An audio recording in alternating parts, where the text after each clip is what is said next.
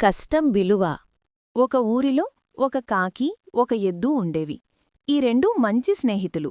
ఒకరోజు సాయంత్రం ఎద్దు పొలం పనులు చేసి ఇంటికి తిరిగివచ్చింది.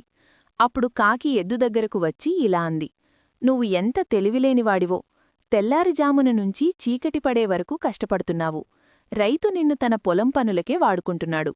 ఇంతలా కష్టపెడుతున్నా 4 గడ్డి పరకలిస్తే చాలు మురిసిపోతున్నావు.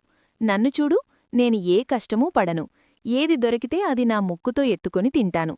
కాకి మాటలు విన్న ఎద్దు కాస్త విచారంగా నవ్వి ఇలా అన్నది: నేను చేసే కష్టం వల్ల ఒక రైతు కుటుంబం బతుకుతుంది. అలాగే ప్రపంచంలోని ఎంతోమంది ప్రజల ఆకలి తీరడంలో నా వంతు పాత్ర ఉంది. దానికి నాకు గర్వంగా ఉంది, సంతోషంగా ఉంది. నీలా దొంగతనం చేసి తినే ఆహారం నాకు జీర్ణించుకోలేను. కాకికి అప్పుడే నిజమైన బుద్ధి అర్థమైంది. నీతి: కష్టంలోని నిజమైన సంతోషం కష్టపడేవారికే తెలుస్తుంది.